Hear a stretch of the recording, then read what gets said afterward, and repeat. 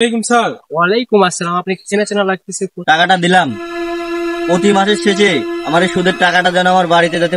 এতবার ফোন দিচ্ছ কেন? আমি এখন কাজে ব্যস্ত। নিজের জীবনটাই দিয়ে দিলাম, ঋণের বোঝা অনেক।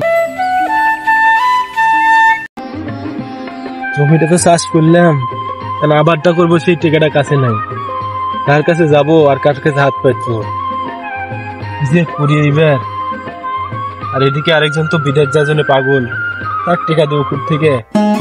এবার আমার মরণ ছাড়া মনে হয় উপায় নাই রে। কি করছো, কি জন্য আছো? ভিতো চাষ করলেন, তাহলে এবার কি লাগাবার চাচ্ছেন? ঘরে তো একটা টাকা পয়সা কিছু নাই। কি লাগাবো বাবা, ওই ঋণ প্রস্তাব করে খুশি এনজিও, যদি ওখান থেকে কিছু লোন টোন পাই তাহলে হয়তো ভুট্টা লাগাতে চাচ্ছি। আবার ওই পাড়ার যে সুদারু আছে, ধারে টাকা দেয়, ওর কাছ থেকে কিছু টাকা চাচ্ছি। তুমি বলে আবার বাইরে যাবে, সেই জন্য একটু টাকার ব্যবস্থা করে দিচ্ছি। দেখি এবার জমি যদি ভালো চাষ হয়, তোমার সামনে বছর বাইরে পাঠানোর করিচ্ছি, আমি পরিকল্পনা করিচ্ছি। ওই পাড়ার চাচার সাথে কিছু টাকা পয়সার কথা ছিল, চ দেখি কি কয় না কয়। চলেন, কিছু টাকা চাইছিল। হ্যালো, চ চলেন। কিরে, ওই চাচার ছেলে গুলো বিদেশ পাঠাবে। হ্যাঁ, আমার কাছ থেকে 2-3 লাখ টাকা চাইলো। চাচা কি ভালো টাকা পয়সা কি দিতে পারবি? হ্যাঁ, ওই চাচা না যে কালকে আমাদের বাসায় ছিল? হ্যাঁ হ্যাঁ হ্যাঁ, ওই চাচা। দেন ভাই, চাচা ভালো আছে, জমি জমা আবাদ করে দিলে ভালো হবে। সামনে বাসা তাড়াতাড়ি যাওয়া লাগবি, ঋণ প্রস্তাব কিছু আসে দেওয়া লাগবি। হ্যাঁ স্যার, চলেন। চ তাড়াতাড়ি। আসসালামু আলাইকুম স্যার। ওয়ালাইকুম আসসালাম। আপনি চেনা চেনা লাগতেছে, কোথায় যেন দেখছি। এটাই সেই মুরব্বী লোন প্রস্তাব করছিল, অফিসে গেছিল। হ্যাঁ চাচা, আপনি তো অফিসে গেছিলেন, আমি তো আপনার সাথে কথা বলছি। ওই কথা বলছিলাম, আমার লোন কি পাস হয়েছে? টাকা লোন প্রস্তাব করছিলেন, দেখি। হ্যাঁ, আপনি 2.5 লাখ টাকা ঋণ প্রস্তাব করেছেন। এত টাকা আপনি কি করেন? স্যার, আমি কিছু জমি লাগাই, বুঝলেন? জমিটা চাষ করে তুইছি, বীজ কেনার টাকা নেই আমার কাছে। আমি জমি লাগাই, জমি যদি আবাদ ভালো হয় আমি লোন আপনার পরিশোধ করে দেবো। আর আমার এই ছেলেটা আছে, এই ছেলেটাকে বিদেশ পাঠাবো, এই জন্য আমার এত টাকা প্রয়োজন। আচ্ছা, এসব জানা আমাদের প্রয়োজন আছে তো, তাই জিজ্ঞেস। টাকাটা কবে পাচ্ছি বাবা? আমার খুব টাকার প্রয়োজন, আমার জমিটা চাষ করে পড়ে আছে, আমার বীজ কেনা খুবই প্রয়োজন। তাছাড়া আমার জমিটা আবার চাষ করতে হবে, আমার খুব লস যাবে। কবে টাকা পাচ্ছি বাবা? তো অনেক হিসাব নিকাশ আছে, তো আপনি অফিসে আসেন, টাকা আজকে দেবেন ম্যানেজ করে, যেহেতু আপনি বললেন। যে বাবা, অনেক কষ্ট করে ঋণ করে কিন্তু সুদের উপর ধার নিয়ে তোমাকে বিদেশ পাঠাচ্ছি। বিদেশ যে টাকা গুনা ঠিক মতন পাঠায়ও, আমি যেন মানুষের ঋণ গুলো শোধ করতে পারি, বুঝলে? হ্যাঁ হ্যাঁ, ঠিক মতন টাকা পাঠায় দেবো। একবার বিশেষ বেশি না হলে একবার বিদেশ পাঠিয়ে দেখো। আচ্ছা বাবা, চলো টাকাটা নি। টাকা আতে দোকানে বসে আছো? হ্যাঁ। আচ্ছা আচ্ছা, টাকা নিতে আইছেন? হ্যাঁ বাবা, টাকা নিতে আইছি। পরশুদিন ফ্ল্যাট, টাকাটা আজকে আমার জমা দিতে হবে। তুমি যদি আজকে দিতে তাহলে আমার উপকার হতো টাকাটা।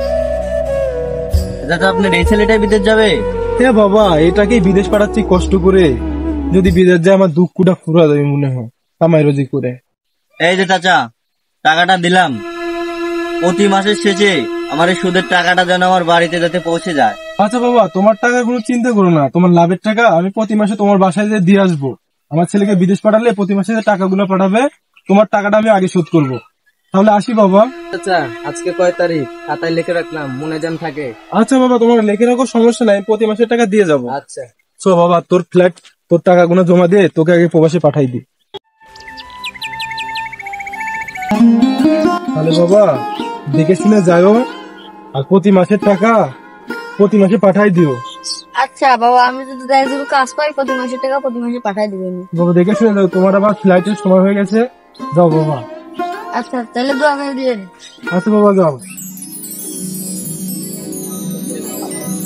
আল্লাহ গেল, আল্লাহ তুমি কাজে লাগাইও, আমার ঋণ পাতি শোধ করা তৌফিক দারাজ করো।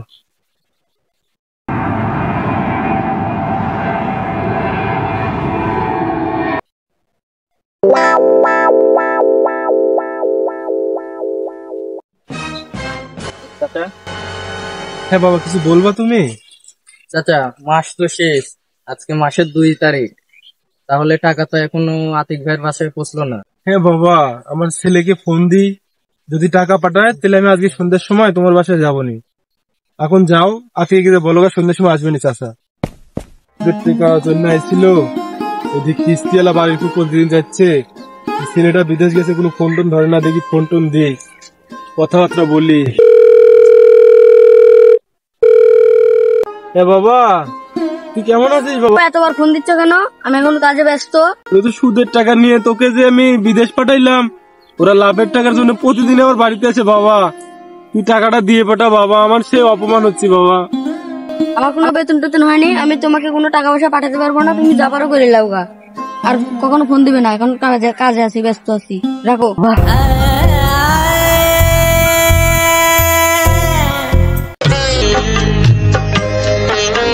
এটাই সেই চাচার বাড়ি, চলেন। চল চাচা আচ্ছা দেখো বাড়ি। দেখছো কয় মাস হলো? ভাই 5 মাস তো হয়েই গেল। 5 মাস হয়ে গেল, এখনো সুদও দিচ্ছে না, আমার আসল টাকা দিচ্ছে না। হসাটা কি যত চাচার বাড়িটা না যত? হ্যাঁ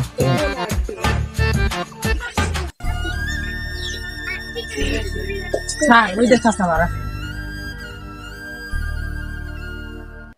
চাচা বাবা